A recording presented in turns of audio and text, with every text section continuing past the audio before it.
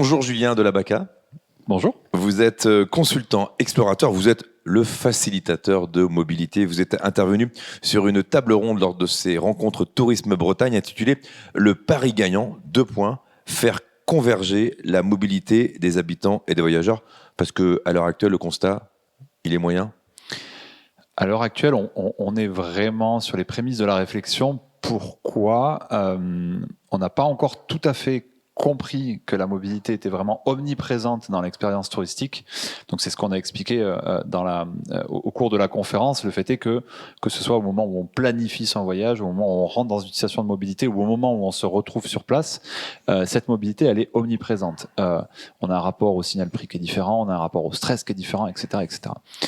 Ça, on a eu du mal à l'appréhender pour le moment, on a du mal à vraiment séparer ces différents moments. Le deuxième problème qu'on a, c'est que même si on commençait à comprendre tout ça, la pandémie a changé beaucoup de choses, a accéléré certains phénomènes, le rapport à la proximité, qu'on ne sait pas vraiment traiter, c'est-à-dire qu'on a été finalement habitué à traiter des gens qui arrivaient de l'international, mais pas forcément des gens qui arrivaient à 10 km. Et le fait est aussi que le rapport finalement au déplacement a beaucoup changé, le rapport à son environnement direct. Est-ce qu'on a envie, comme avant, d'être dans le train, dans le bus, ou plutôt être dehors et être à vélo lié à la pandémie? Donc tout ça a fondamentalement changé les choses. Et le dernier élément, c'est le télétravail.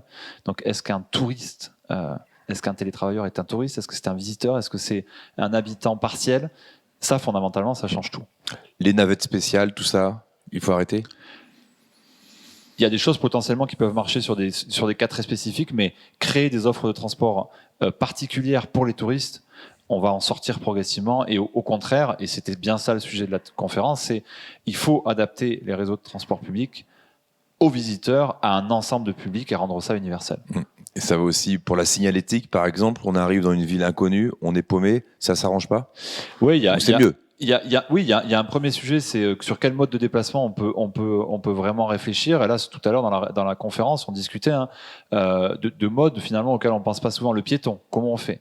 La question du bateau, qui est un sujet particulier sur le fluvial ou maritime en Bretagne. La question du train, on a remis le TER au centre du débat. Et effectivement, une fois que ces offres elles existent et que potentiellement elles sont de bonne qualité, ce qui est quand même le cas en Bretagne, il y a toujours un trou dans la raquette. On arrive en gare. Comment on va au centre-ville? C'est très compliqué. On a une gare biface, avec une partie nord et une partie sud. Exemple, la gare de Rennes. On va de quel côté? De quel côté est l'hôtel? Est-ce qu'il y a des vélos en libre-service? Je suis à combien même pas de kilomètres, mais de minutes du centre-ville à pied? Où est l'office de tourisme? Donc il y a un vrai sujet effectivement de signalétique, de revoir. On a eu une approche vraiment avec vraiment qui était présent du design, où il faut revoir tout ça, parce qu'aujourd'hui, on est plutôt fait pour du domicile-travail, on est plutôt fait pour des habitués au réseau de transport et pas à des gens qui visitent et qui ne connaissent pas. Alors il y a plein d'idées, il y a plein de bonnes idées. Comment on met tout ça en place? On est revenu sur trois logiques particulières, trois leviers d'action particuliers. Il y a un premier levier qui est vraiment de décloisonner. Il faut réussir à faire en sorte que les acteurs du tourisme et du transport se parlent. Historiquement, c'est pas le cas. Ils se connaissent pas. Ils n'ont pas le même logiciel de pensée.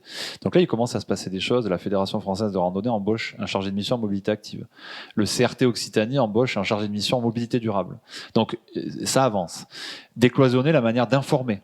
Quand Bruxelles a créé le Mobility Store, c'était le fait de dire on informe autrement les gens sur la mobilité. Annemasse crée un office de tourisme de la mobilité et du tourisme. On voit que voilà, il y a quand même des prémices de choses qui se passent. Reconsidérer le visiteur dans l'offre de transport public, c'est aussi absolument indispensable. Donc par exemple, quand Porto crée une ligne, en tout cas, met en tourisme une ligne de transport public, c'est la première qui va bénéficier de l'open payment, c'est-à-dire de la capacité à payer avec sa carte bleue. Pourquoi? Parce que comme cette ligne de transport public classique est utilisée par les touristes, il faut leur faciliter la vie. Et effectivement, si c'est compliqué d'acheter un titre de transport, de comprendre, de savoir combien ça coûte, d'avoir des frais de paiement, etc., on ne le fait pas. Donc il y a vraiment cette logique décloisonnée, faciliter. Et évidemment, il va falloir qu'on ait une gouvernance à un moment qui soit adaptée, améliorer la relation entre le public et le privé dans ces projets-là, faire en sorte que dans les régions, on travaille plus avec les CRT, dans les métropoles, on travaille plus avec les offices de tourisme. Et là, il va falloir former, internaliser des choses pour que ce sujet véritablement avance et qu'on passe une étape supérieure. Je pense qu'on est dans un moment de charnière, donc moi je suis plutôt optimiste. Mais là, il y a clairement des choses à faire. On en a proposé pas mal pendant la conférence. Il n'y a qu'à Faucon, je ne sais pas, mais en tout cas, il faut y aller, quoi. À Rennes, on peut déjà payer avec sa carte au portique, à l'entrée du métro, et aux bornes à l'intérieur des bus. Ça, par exemple, c'est un super sujet. L'open payment, ça a été développé il y a 8 ans, par exemple, à Londres. 2 ans après que l'open payment ait été mis en place dans le métro, il y avait 55 nationalités qui validaient.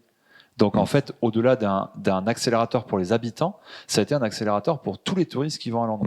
Ça fait partie des super sujets sur lesquels il faut avancer très vite. Merci Julien. Avec plaisir.